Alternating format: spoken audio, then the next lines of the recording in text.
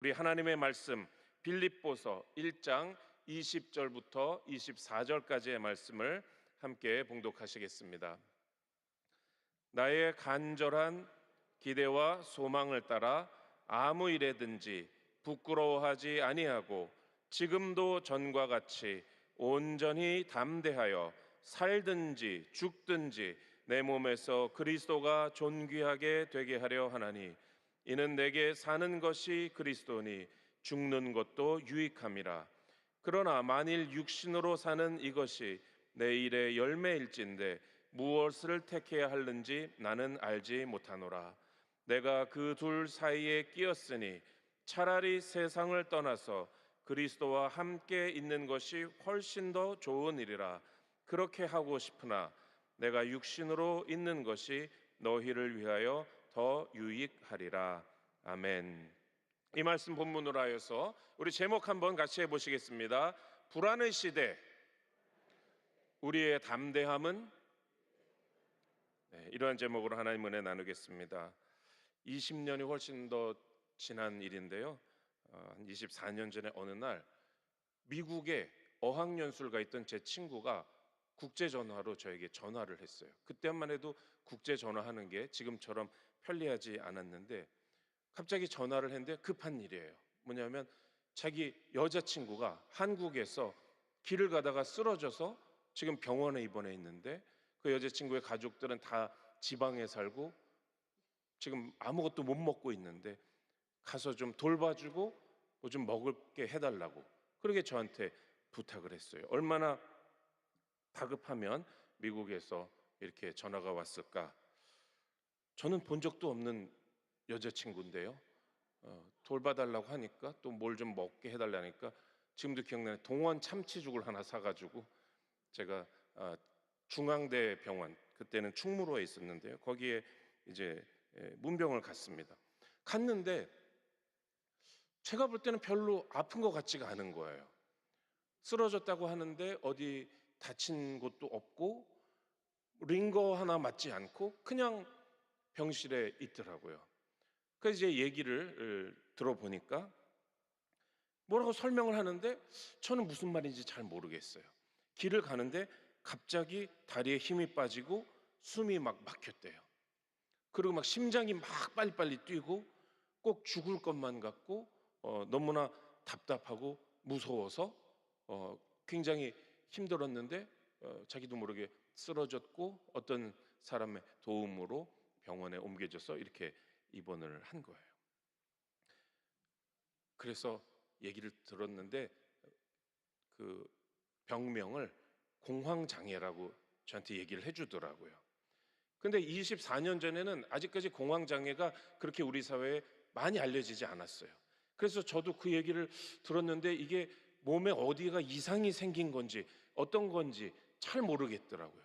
그런데 굉장히 불안하고 두려워가지고 그만 쓰러진 거예요. 그래서 거기에 대한 약은 뭐 항불안제, 항우울제 이런 거를 먹게 된다는 것입니다.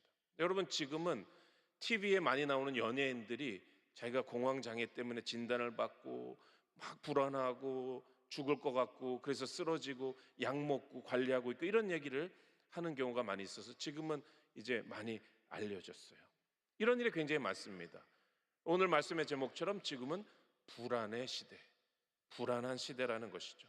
공황장애도 불안장애의 한 일종이라고 하는데요, 많은 사람들이 우울증을 앓고 있고 또 너무나 탈진한 채로 그런 마음으로 살고 있고, 지금 2000년 이후에 주요 국가에서 이런 불안장애가 아주 급증하고 있다라는 통계가 나와 있습니다. 세계보건기구라든지 퓨 리서치 센터들의 통계에 의하면 특별히 젊은 세대, 우리가 MZ 세대라고 부르는 이 젊은 세대들이 그 좀 더 윗세대들보다 훨씬 더 불안이 많고 훨씬 더 우울감을 많이 느끼고 스트레스도 굉장히 심하고 또 삶에 대한 만족도가 굉장히 떨어진다. 그게 공통적인 현상이다 이렇게 나와 있어요.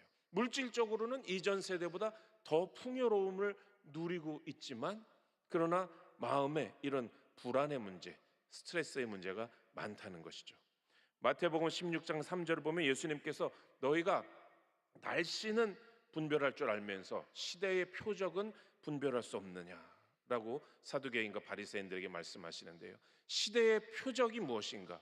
우리는 분별해야 됩니다. 또 누가복음 12장 56절에 예수님께서 외식하는 자여 너희가 천지의 기상은 분간할 줄 알면서 어찌 이 시대는 분간하지 못하느냐 이렇게 말씀을 하셨습니다. 이 불안의 시대, 우리는 이 시대를 분간하고 분별하고 간파해야 되는데 이 시대에 우리도 예수 믿는 우리도 같이 불안해하면서 불안에 시달리는 삶을 살 것인가? 아니면 우리에게는 주님이 허락하신 다른 길, 오히려 이 세상의 불안한 이런 세대들을 이 사람들의 마음을 위로하고 치유하고 주님의 빛을 가져다주는 그러한 우리의 삶을 살아야 될 것인가? 여러분, 우리는 우리의 삶의 목적과 방향을 분명히 해야 될 줄로 믿습니다. 이 시대가 불안의 시대라는 그런 단서는 우리에게 넘쳐나요. 우리나라는 굉장히 주요 국가들 중에서도 불안장애 환자 또 거기에 시달리는 사람들이 굉장히 많습니다. 자살률이 세계 최고라는 것은 우리가 잘 알고 있는 우리 사회의 참 비극이죠. 옛날에는 불안한 이유가 사람이 죽는다는 것 때문에 많이 불안해했어요. 또는 양심의 가책, 내지는 하나님 앞에서 내가 심판받을까 봐 죄책감 때문에 많이 불안해했습니다. 그리고 20세기에는 삶에 무슨 의미가 있는가, 무슨 뜻이 있는가, 다 헛된 것 아닌가, 무의미의 문제 때문에 또 많은 사람들이 불안해하는 그러한 삶의 모습이 있고 20세기 핵전쟁의 그런 위협 속에서 불안해하고 우리나라는 뭐 별다른 설명을 안 해도 그동안 얼마나 고난이 연속되는 그런 역사를 거쳐왔습니까? 생존하는 것 자체가 어려운 시대, 그리고 또 생존하기 위해서 경쟁하는 그런 참 복잡하고 버겁고 힘겹고 어려운 그런 역사를 우리 사회가 지나왔습니다. 그러니까 우리 사회가 불안한 사회고 사람들이 불안감을 느낀다는 것은 뭐 특별히 설명하지 않아도 누구나 다 느끼고 있어요. 그런데요, 그동안에 우리 한국 사회는 사실은 훨씬 더 옛날보다 잘 살게 되었어요. 지난 오랜 세월 동안 전쟁도 없었고요. 과학기술이 너무나 발달하고 또 인터넷 기술이나 보급률은 세계 최고 수준이에요. 한류도 발전하고 전 세계에 퍼지면서 요즘은 외국 사람들이 특히 요 몇 년간을 보면서 한국이 전 세계를 지배하고 있다시피 한다. 여러 가지 면에서 그런 말을 많이 합니다. 그러나 우리 사회에서 살아가는 많은 사람들은 불안증이 점점 더 커지고 있어요. 물질적인 풍요와 세계 주요 국가가 됐다는 어떤 그런 명예랄까? 또 한류가 세계 사람들에게 영향을 미치는 그런 거랑 상관없이 우리 사회에 지금 이 흐르는 공기는, 우리 사회의 리듬은, 우리가 매일매일 느끼는 분위기는 평안하고 번영하고 그런 겁니까? 많은 사람들이 굉장히 불안해하고 있다라는 것입니다. 여러 가지 이유가 있지만은 우리나라는 여러 사람들이 연구한 바에 의하면은 세계 선진국 주요 국가들 중에서도 유난히 국민들의 생각이 물질적인 소유와 사회적인 명예에 그렇게 집착을 하는 그런 특징이 있다는 거예요. 보통 나라들이 예전에는 막 너무나 물질이 없으면은 또 너무나 삶이 열악하면은 물질적인 소유를 늘리는데 또 사회적으로 높은 지위에 오르는데 집착을 하다가 이제 그런 단계가 좀 지나고 좀 살만하면은 그 다음에는 사람들이 되게 정신적인 만족을 추구하고 어떤 영적인 깊이를 추구하게 되고 또 남에게 보이는 기준보다는 자기의 어떤 진정성 이런 것에 더 관심을 가지게 되는데 우리나라는 어떻게 된 일인지 충분히 먹고 살만하게 됐는데 어떤 내면의 가치들, 자기 실현이라든지 자기다운 삶이라든지 자유라든지 관계라든지 이런 것에 관심을 가지기보다는 여전히 더 많은 물질을 소유하고 더 남보다 높은 지위에 오르는 것에 관심을 다 쏟고 있다라는 그런 연구 결과들이 많이 있습니다.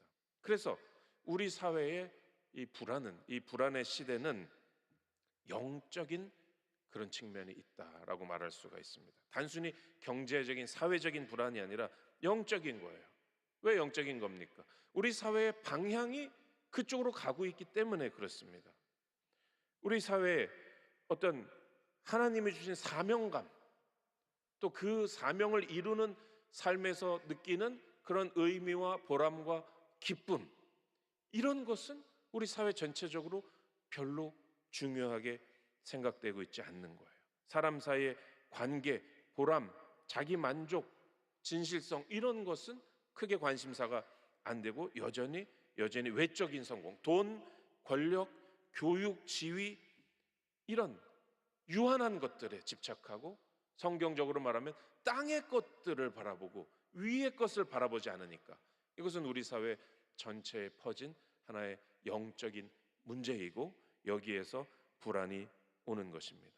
영적으로 잘못된 방향을 가니까 불안한 거예요. 내가 하나님을 믿었는데 좋은 집에 못 살면 어떡하지, 남들보다. 내가 하나님을 믿는데 하나님의 도우심으로 큰 차를 타는 인생이 못 되면, 사회적 지위를 얻지 못하면, 혹은 지금 누리고 있는 사회적 지위를 빼앗기면, 이런 불안에 시달리고, 이런 것 때문에 많이 기도하고 뭔가 영적으로 문제가 있는 것입니다. 옛날에 우리나라는 워낙에 어려웠으니까 생존을 위해서 노력을 하고 그 때문에 불안해했어요. 지금은 생존보다는 상대적인 어떤 박탈감 때문에, 남보다 못하면 어떡하지, 남보다 어떤 정신적인 성숙성에서, 영적인 성장에서 못하면 어떡하지, 이런 걱정은 그렇게 많이 안 하고, 남보다 더 좋은 물질에 대한 기도 응답을 받지 못하면 어떡하지, 남보다 더 누리지 못하면 어떡하지, 저 사람은 어떤 응답을 받았는데, 그래서 잘 살게 되었는데 나는 아직 그렇지 못하면 굉장히 좌절감을 느끼고 불안감을 느끼는 거예요. 아, 저분은 정말 예수님 닮은 성품을 가지고 살아가는데 나는 언제 그런 응답받나, 이런 걸로 많이 불안해하는 분은 또 그렇게 많지가 않은 것이 우리의 지금의 상황입니다. 여러분, 이런 것에 대한 해답은 무엇일까요? 이 세상의 해답은 뭐냐면 더 열심히 일해, 더 노력해, 더 계획을 잘 세워서 더 채찍질을 하는 거예요, 이 세상의 해답은. 그리고 영적으로 땅의 것을 바라보는 그리스도인들의 해답은 뭐냐면 내가 더 열심히 기도해가지고 하나님한테 잘 보여가지고 뭔가 이런 것을 누리는 삶을 살겠다라고 해서 더 강하게 기도하고 그러기도 합니다. 오늘 말씀에, 빌립보서 말씀인데, 오늘 말씀에서 해답을 발견하면 좀 다른 해답이 나옵니다. 바울은 지금 자기가 가진 가장 중요하고, 이 세상에서 가장 중요하다고 사람들이 생각하는 것을 지금 지키느냐 빼앗기느냐 하는 그런 기로에 서 있어요. 가장 중요한 게 뭐냐면 목숨이잖아요, 목숨.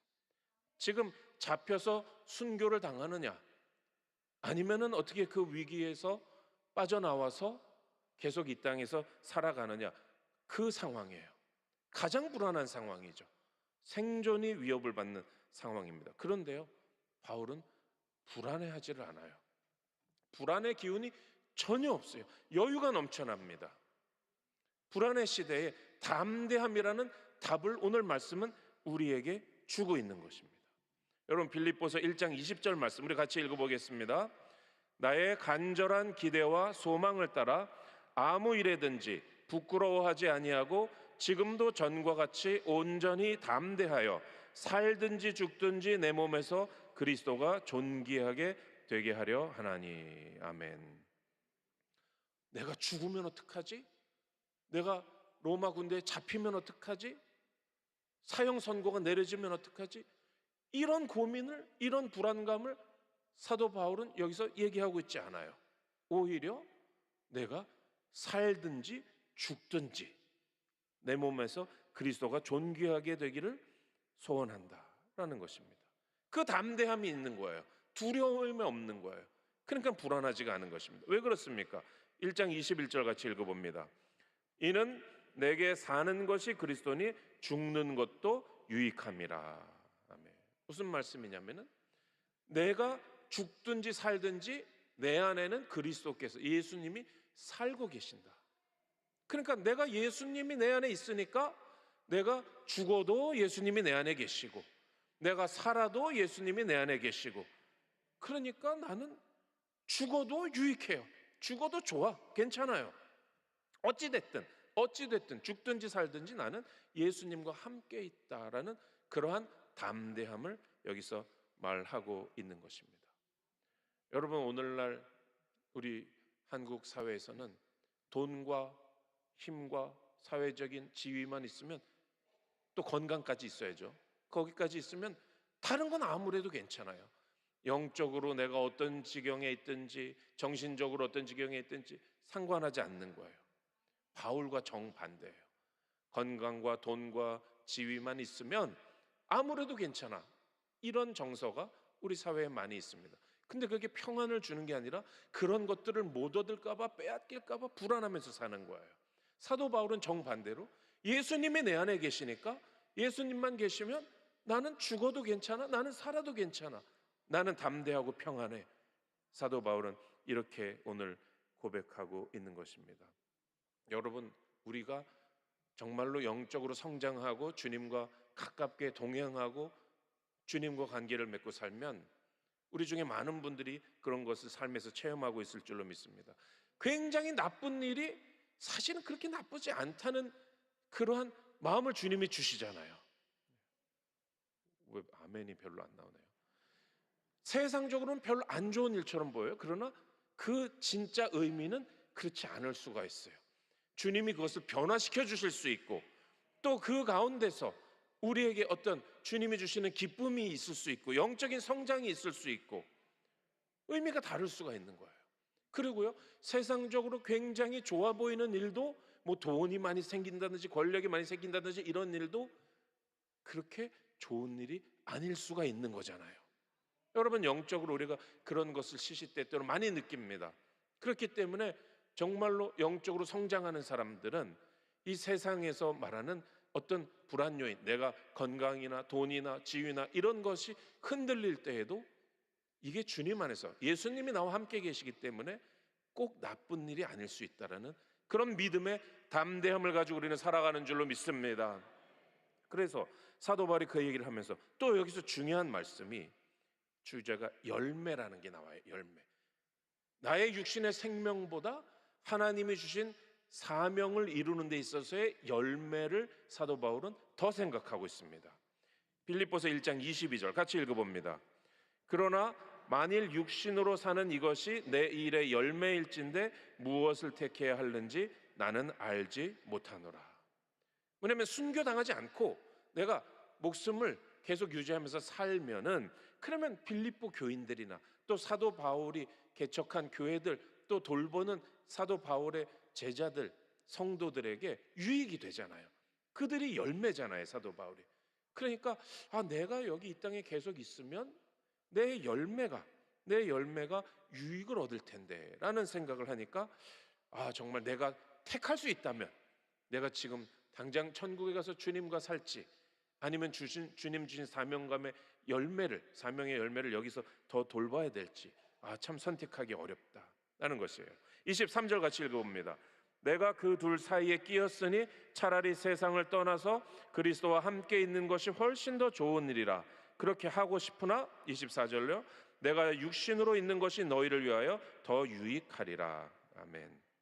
여러분, 사도 바울은요, 지금 막 불안해가지고 내가 여기서 내 생명이 끝나는가, 아니면 하나님이 내 생명을 더 연장시켜 주시는가, 그걸로 불안해하지 않았어요. 오히려 이런 생각이 들어요.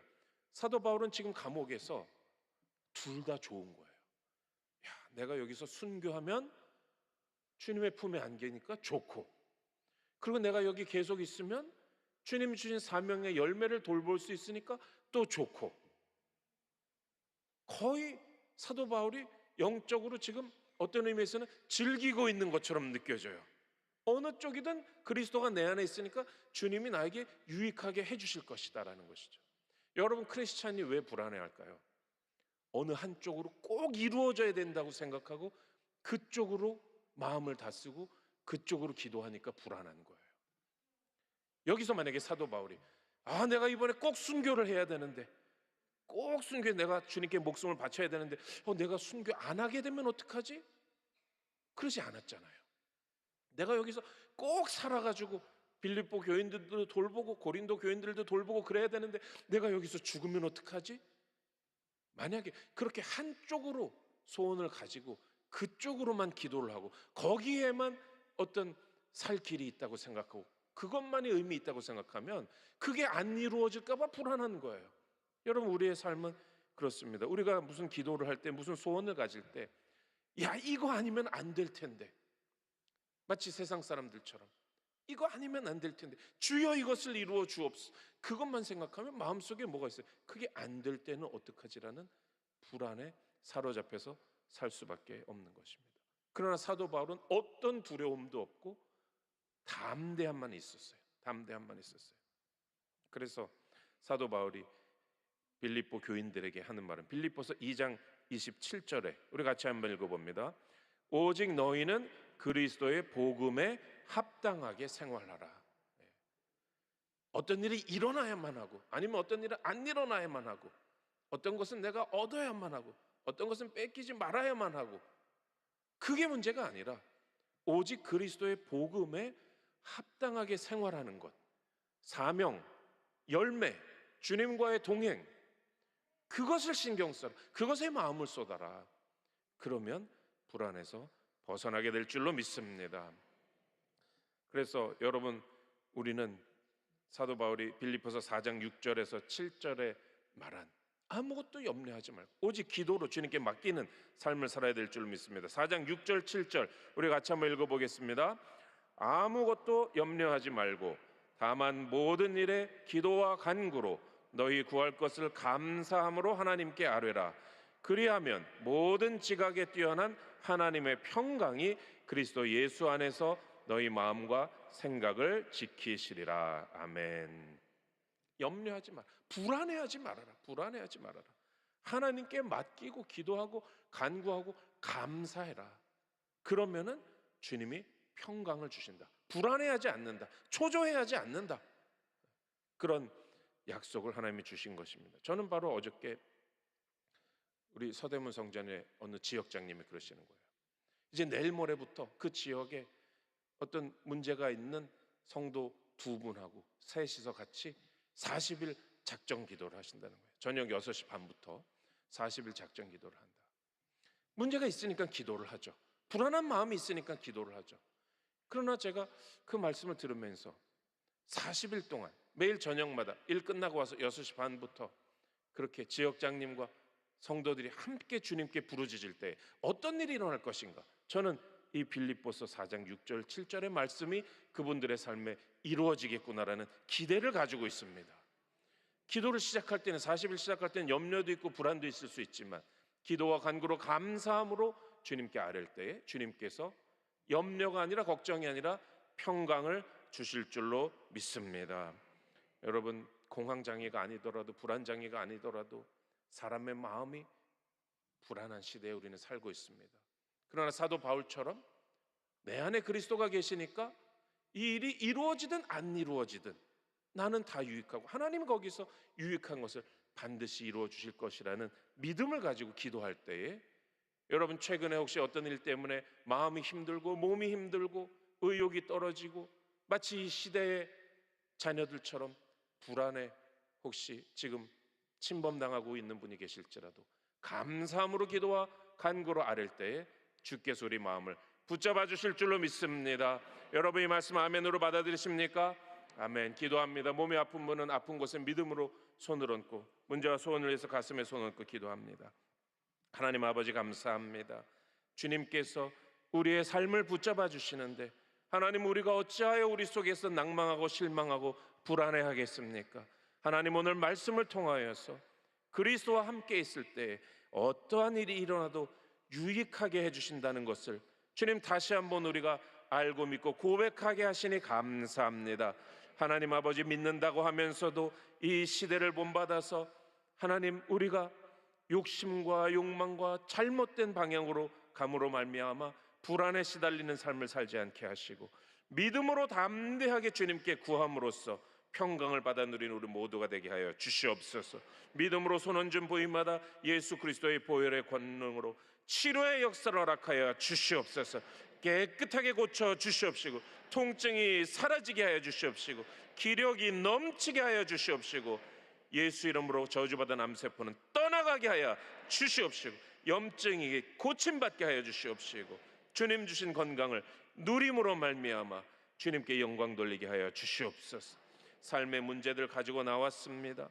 많은 기도의 제목들이 있습니다. 내 아버지 하나님께 그것들을 주님께서 응답하시는 가운데 주님 그 기도하는 모든 심령에 평강을 허락하여 주시옵시고, 두려움을 없애주시고 담대하게 해 주시옵시고, 너무 걱정하지 않게 하여 주시옵시고, 그리스도의 복음에 합당하게 생활하는 가운데 주님의 응답을 받아 누리게 하여 주시옵소서.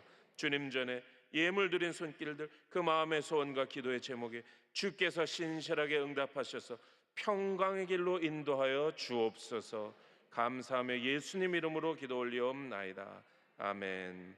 하늘에 계신 우리 아버지여, 이름이 거룩히 여김을 받으시오며 나라가 임하시오며 뜻이 하늘에서 이루어진 것 같이 땅에서도 이루어지이다. 오늘 우리에게 일용할 양식을 주시옵고, 우리가 우리에게 죄 지은 자를 사하여 준 것 같이 우리 죄를 사하여 주시옵고, 우리를 시험에 들게 하지 마시옵고 다만 악에서 구하시옵소서. 나라와 권세와 영광이 아버지께 영원히 있사옵나이다. 아멘.